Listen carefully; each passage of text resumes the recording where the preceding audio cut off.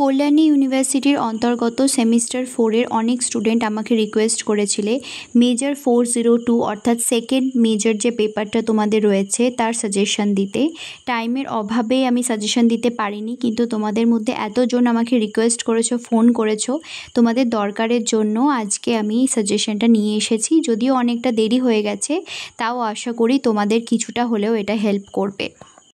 তার আগে আমি তোমাদের বলতে চাই, তোমরা যদি নোটস পারচেস করতে চাও পরের সেমিস্টার থেকেও, তাহলে তোমরা এই হোয়াটসঅ্যাপ নাম্বারে যোগাযোগ করে নোটস নিতে পারো। আমাদের এই চ্যানেলটা ইংলিশ লিটারেচারের জন্যই। এই সাবজেক্টে আমার স্পেশালাইজেশন রয়েছে, এই সাবজেক্টটা নিয়ে আমি থাকি, তাই এই সাবজেক্টের সবথেকে ভালো এবং বেস্ট নোটস তোমরা লিডস পিয়ার থেকেই পাবে। আমাদের নোটস এক্সাম রিলেভেন্ট হয়, ইজি টু মেমোরাইজ হয় এবং এখান থেকে তুমি 100% কমনও পেয়ে যাবে। অনেক স্টুডেন্ট তোমরা আছো যারা আমাকে বলো আমি র্যান্ডাম কোনো ইউটিউব চ্যানেল থেকে নোটস পারচেস করেছি, সেখান থেকে আমি কোনো রকম বেনিফিট পাইনি। তোমাদের এটা বুঝতে হবে যে ইংলিশ লিটারেচার কোনো হেলাফেলা সাবজেক্ট নয়। যাদের কোনো এই সাবজেক্টে স্পেশালাইজেশন নেই তারা এই সাবজেক্টের নোটস দিতে পারবে না। তাই প্লিজ র্যান্ডাম চ্যানেল যারা সমস্ত সাবজেক্টের নোটস দেয় তাদের থেকে ইংলিশ অনার্সের বা সায়েন্সের কোনো সাবজেক্টের নোটস পারচেস করবে না। প্রথমে তোমাদের ইউনিট 1 থেকে কোশ্চেন আসবে। ইউনিট 1 থেকে তোমাদের 10 মার্কসের এবং 5 মার্কসের কোশ্চেন আসবে। ইউনিট 1টি দুটি গ্রুপে ডিভাইডেড, সেটা হচ্ছে group A and group B. Group A থেকে তোমরা যদি 10 মার্কসের কোশ্চেন অ্যাটেম্প্ট করো তাহলে গ্রুপ বি থেকে 5 মার্কসের করতে হবে, এবং অন্যদিকে তোমরা যদি গ্রুপ এ থেকে 5 মার্কসের করো তাহলে গ্রুপ বি থেকে তোমাদের 10 মার্কসের করতে হবে। আমি তোমাদের বলবো যে গ্রুপ এ থেকে 10 মার্কসের করো, গ্রুপ বি থেকে 5 মার্কসের করো। তোমরা যদি উল্টোটা করতে চাও সেটাও হতে পারে, তাহলেও আমি যে কোশ্চেনগুলি তোমাদের বলবো সেটাও কিন্তু ইকুয়ালি রিলেভেন্ট। ইউনিট 1-এর গ্রুপ এতে তোমাদের রয়েছে Poetics of Aristotle chapters on action, যেখানে তোমাদের চ্যাপ্টার 4 থেকে চ্যাপ্টার 15 পর্যন্ত পড়তে হচ্ছে। এইখান থেকে তোমাদের পার্টিকুলার কোশ্চেন আসবে। তো এখানে 10 মার্কসের জন্য অনেক রকম কোশ্চেন ইম্পর্টেন্ট, কিন্তু তোমাদের টাইমটা কম, তাও কি করব 6টা তোমাদের কোশ্চেন রাখতে হয়েছে। যাদের কিছুই হয়নি তাদের আমি বলবো ফার্স্ট কোশ্চেনটা অবশ্যই করবে, define tragedy according to Aristotle and discuss it's essential elements, অর্থাৎ যে 6টা এলিমেন্ট রয়েছে ট্র্যাজেডি সেটা তো লিখতে বলা হয়েছে। এটাকে বিভিন্নভাবে আসতে পারে, অর দিয়ে যেগুলি লেখা আছে অবশ্যই কিন্তু দেখবে। অর দিয়ে কোশ্চেনগুলি দিয়েছি মানে কিন্তু এমনি এমনি দিইনি, অবশ্যই অর দিয়ে যেগুলো করা রয়েছে সেগুলো তোমরা দেখবে। এরপরে সেকেন্ডটা তোমরা দেখতে পারো, define poetry according to Aristotle, how does Aristotle explain the origin of poetry in imitation, অথবা থিওরি অফ ইমিটেশন পড়লেও তোমরা ঠিক এটিই করবে। ওকে, এই কোশ্চেনটিকে এইভাবেও আসতে পারে। এখানে যতগুলি কোশ্চেন আমি দিয়েছি সবগুলি কিন্তু ভীষণ ইম্পর্টেন্ট, কারণ যে চ্যাপ্টারগুলো তোমাদের এখানে দেয়া রয়েছে অর্থাৎ চ্যাপ্টার 4 থেকে চ্যাপ্টার 15, এখানে প্রত্যেকটা কনসেপ্টই কিন্তু ইম্পর্টেন্ট। কারণ পরবর্তীকালে গিয়েও তোমরা বিভিন্ন ট্র্যাজেডি পড়বে, সেখানে প্রত্যেকটা এলিমেন্ট তোমাদের জানতে হবে, কিন্তু তাও আমি 6টি রেখেছি। তার মধ্যে ফার্স্টটি তোমরা অবশ্যই করবে, সেকেন্ডটি তোমরা দেখে যেতে পারো, থার্ড যে কোশ্চেনটি সেটা ভীষণ important, right and note on tragic hero. Tragic hero যে কোয়ালিটিসগুলো 4 কোয়ালিটিস সেটি তোমাদের জিজ্ঞাসা করতে পারে। অথবা তোমাদের যদি এরকমভাবে কোশ্চেন আসে যে হ্যামারসিয়া অর্থাৎ ট্র্যাজিক ফ্ল, এটা যদি তোমাদের জিজ্ঞাসা করা হয় তাহলে এটাকে আলাদা করে আমি আর কোশ্চেনে রাখিনি, যেহেতু এটা ট্র্যাজিক হিরোর একটা কোয়ালিটি, সুতরাং এটাকে আমি এর সাথে মার্চ করে নিয়েছি। তাই তোমাদের যদি এই কোশ্চেনটি আলাদাভাবেও আসে, হ্যামারসিয়ার ওপর নোট লিখতে দেয়, তাহলে তোমরা ওই ট্র্যাজিক হিরোর সাথে সেটাকে জুড়ে দিয়ে মার্চ করে লিখবে, ঠিক আছে। থার্ড কোশ্চেনটি অবশ্যই করবে এবং অর দিয়ে যেগুলি আছে সেগুলি ভালো করে দেখবে। এবারে ফোর্থ সেটি হচ্ছে why does Aristotle consider plot the most important element of tragedy or soul of tragedy, প্লটকে কেন বলা হয়েছে সেভাবেও তোমাদের জিজ্ঞাসা করা যেতে পারে, এটিও খুব important. Then catharsis in tragedy, এটিও ইম্পর্ট্যান্ট, তোমাদের এইভাবেও আসতে পারে, how do pity and fear function in Aristotle's theory of tragedy.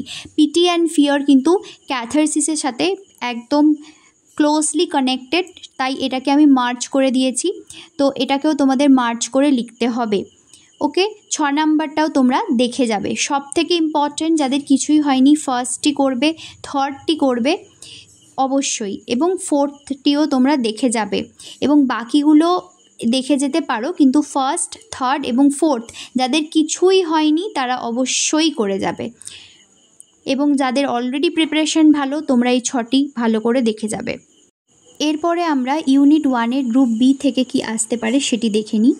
Unit 1-এর group A থেকে আমরা 10 মার্কসের করেছি, তাহলে গ্রুপ বি থেকে আমাদের 5 মার্কসের অ্যাটেম্প্ট করতে হবে। 5 মার্কসের জন্য গ্রুপ বিতে তোমাদের যে টপিকটি রয়েছে সেটি হচ্ছে the sentiments chapter 6 of Natyashastra.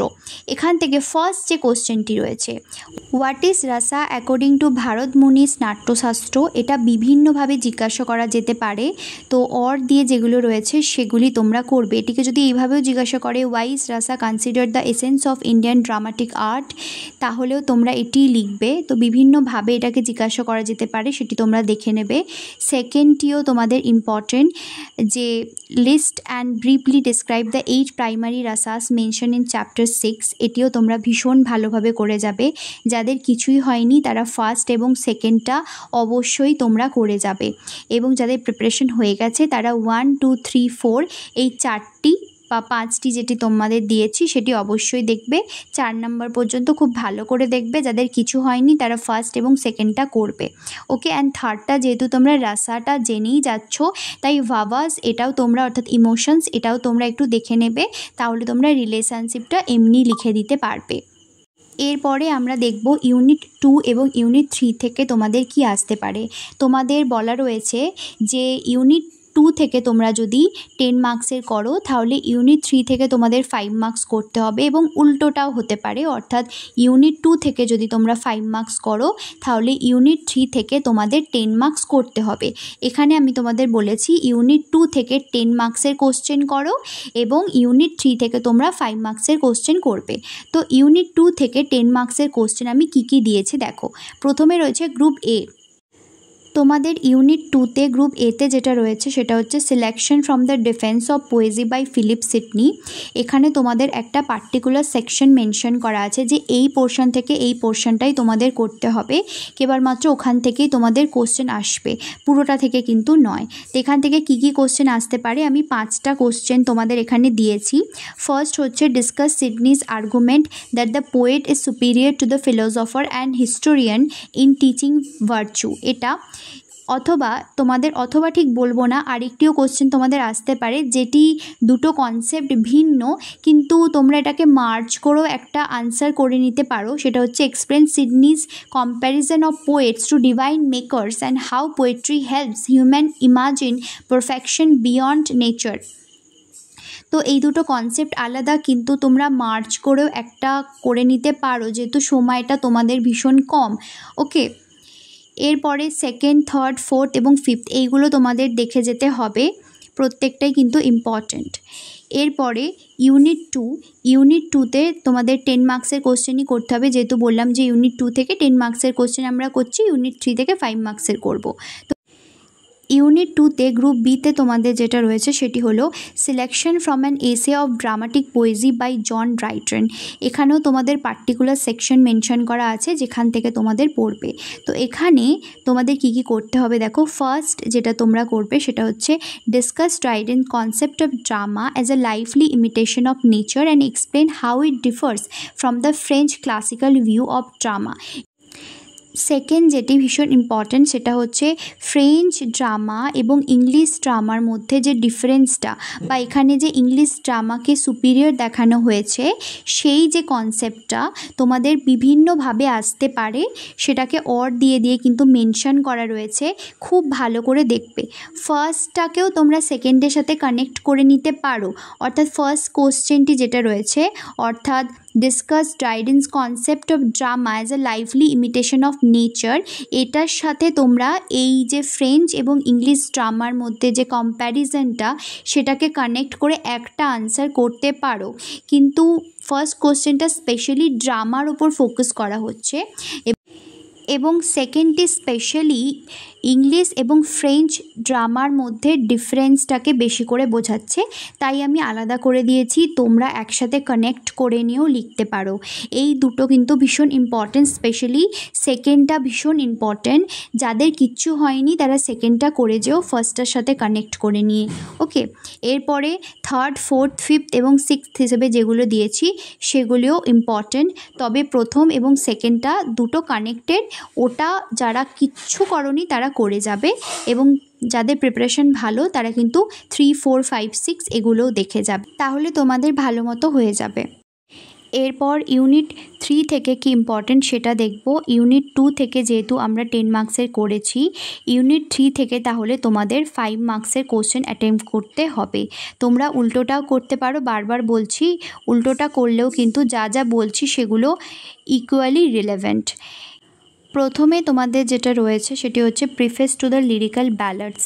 এখান থেকে ফার্স্ট যে কোশ্চেনটি দিয়েছি ভীষণ ইম্পর্ট্যান্ট, এবং এটিকে আমি বিভিন্নভাবে মেনশন করেছি অর দিয়ে, সেটা কিন্তু অবশ্যই দেখে যাবে। দেখো তোমাদের এখানে রয়েছে explain the significance of the famous line from Wordsworth preface to the lyrical ব্যালাডস। Poetry is the spontaneous overflow of powerful feelings. It takes its origin from emotion recollected in tranquility. How does this idea reflect Wordsworth's overall poetic theory? এইভাবে তোমাদের আসতে পারে, অথবা তোমাদের এইভাবেও আসতে পারে what is the main purpose of Wordsworth preface to the lyrical ballads, অথবা how does the preface serve as manifesto of romanticism. তোমাদের বিভিন্নভাবে আসতে পারে, প্রত্যেকটা অর দিয়ে দিয়ে এখানে মেনশন করা আছে, সেগুলি দেখে নেবে, উত্তর একটাই করার চেষ্টা করবে। এরপর সেকেন্ড যেটি রয়েছে, what criticism does Wordsworth make about the poetry before his time, specially neo classical poets. এটিকে অর দিয়ে বিভিন্নভাবে আসতে পারে, এটিকে অর দিয়ে এইভাবেও আসতে পারে, how does Wordsworth compare the poet to the man of science. এই ফার্স্ট অ্যান্ড সেকেন্ড কোশ্চেনটা অবশ্যই তোমরা দেখবে, ফার্স্ট কোশ্চেনটা অবশ্যই করে যাবে। এবার যাদের প্রিপারেশন আরও ভালো তারা থার্ড, ফোর্থটা একটু দেখে যাবে, ফার্স্ট এবং সেকেন্ডটা মুখস্থ করে যাবে, স্পেশালি ফার্স্ট ওয়ান। এরপরে আমরা দেখব ইউনিট 3 এর গ্রুপ বি থেকে কীরকম কোশ্চেন আসতে পারে তোমাদের। On naive and sentimental poetry, এটি তোমাদের রয়েছে। এখান থেকে তোমরা ফার্স্ট এটি করবে, what does Schiller's mean by naive poetry. এটাকে বিভিন্নভাবে আসতে পারে, যেইভাবে আসুক না কেন তোমাদের একটাই আনসার করার চেষ্টা করতে হবে, একটাই আনসার হবে। সেকেন্ড হচ্ছে how does Schiller's describe the qualities of sentimental poet. এটিকেও তোমাদের অর দিয়ে বিভিন্নভাবে আসতে পারে, সেটি তোমরা দেখে নেবে। এবারে থার্ড যেটা আমরা দিয়েছি সেটি হচ্ছে difference between naive and sentimental poetry. তোমরা যদি ফার্স্ট এবং সেকেন্ডটা করে নাও তাহলে ডিফারেন্স অটোমেটিক্যালি তোমরা লিখতে পারবে, আলাদা করে আর করার দরকার নেই। তো এই কয়েকটা করলে মোটামুটি তোমাদের হয়ে যাবে। তোমাদের 2 মার্কসের কোশ্চেন পড়ে, স্পেশালি ইউনিট 2 এবং 3 থেকে 15টি কোশ্চেন থাকে, তার মধ্যে তোমাদের 10টি করতে হবে। 2 মার্কসের কোনো রকম সাজেশন তো হয় না, তাই এখান থেকে আমি কোনো রকম সাজেশন 2 মার্কসের দেবো না। তোমাদের 4th সেমিস্টার তো শেষ হয়েই গেল, এরপর তোমরা 5th সেমিস্টারে উঠবে। 5th সেমিস্টারের নোটসের জন্য তোমরা লিডস্পেয়ার থেকে নোটস নিতে পারো। আমাদের নোটসের কোয়ালিটি অনেক বেটার হয়ে থাকে এবং ইজি টু মেমোরাইজ হয়, ল্যাঙ্গুয়েজ খুব ইজি হয়, এবং সবথেকে ভালো ব্যাপার হচ্ছে নোটস নেবার পর তোমাদের কোনো রকম কোথাও যদি প্রবলেম থেকে থাকে তাহলে অবশ্যই তোমরা অলওয়েজ আমার থেকে হেল্প পাবে, গাইডেন্স পাবে। অনেক স্টুডেন্ট আমার থেকে নোটস নেয়, তারা আমার সাথে কানেক্টেড রয়েছে, বিভিন্ন প্রবলেম হলে জিজ্ঞাসা করে। এই হেল্পটি তোমরা অন্য আর কোথাও থেকে পাবে না, তাই তোমরা লিডস্পেয়ারকে চোখ বুজে ভরসা করতে পারো। তোমাদের অনেক বেনিফিট হবে তোমরা যদি লিডস্পেয়ারের সাথে কানেক্টেড হও। আশা করি তোমাদের ভিডিওটি ভালো লেগেছে। দেখা হবে পরের কোনো একটি ভিডিওতে।